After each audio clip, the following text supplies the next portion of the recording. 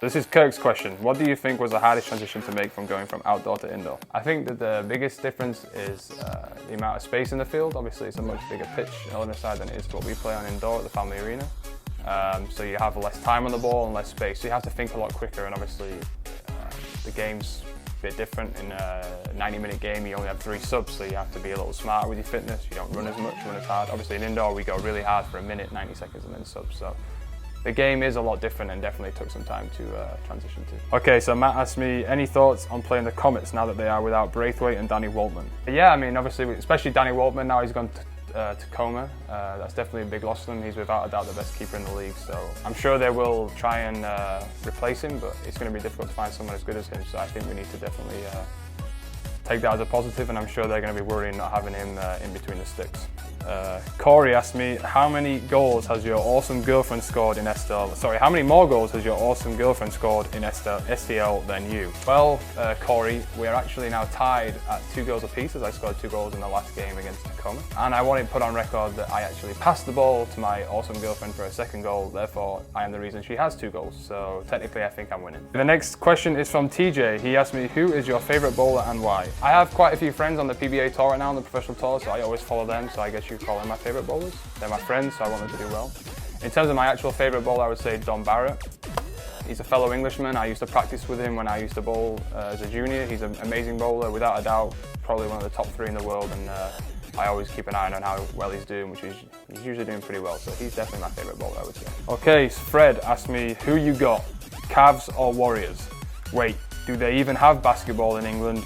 Do you know what basketball is? Yes, Fred, I do know what basketball is. We don't really have much basketball. We do have a professional league, but I don't think I could even tell you one team.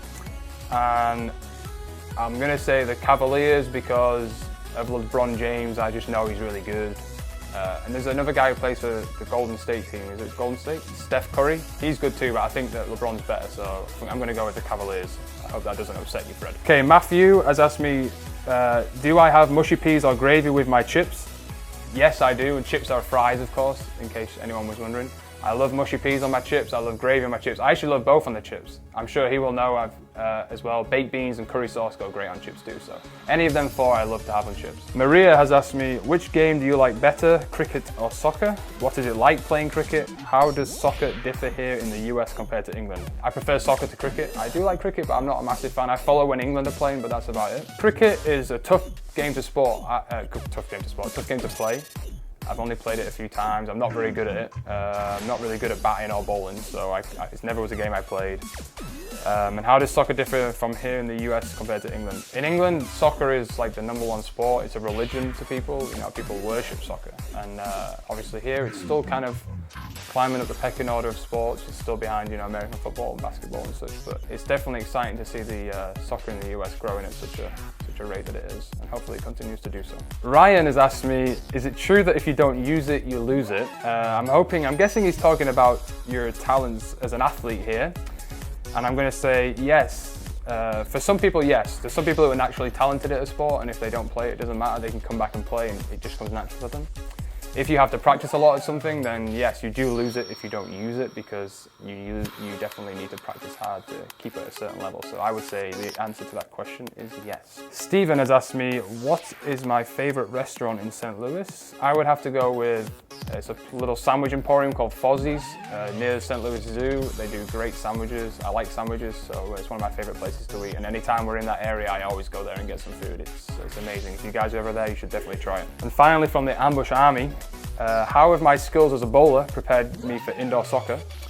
And if you ever get a hat-trick in a game, will you gobble and flap your wings like a turkey? I'm not sure as in fact my skills as a bowler have helped me to play soccer. Of course, 2 completely different sports. I guess what has helped me is, as a bowler, I bowled for national titles, for collegiate titles, so I bowled at the highest level. And obviously that pressure is, you know, there's a lot of pressure on every shot you make. And that's the same in indoor soccer. Every time you step on the field, there's a lot of pressure. We've got lots of people watching us. There's a lot of pressure on the team to do well. So I guess that prepared me, the pressure side, you know, it prepared me to do be successful in professional sports. In terms of scoring a hat-trick and gobbling and flapping my wings, I don't think that'll be happening, Ambush Army, but if you can think of any other good celebrations that I can do when scoring a hat-trick, I'll be more than happy to entertain the idea of them. This was Ask the Ambush with me, Ross MacGregor, midfielder for the St. Louis Ambush. Comment below to say which Ambush player you would like to see next.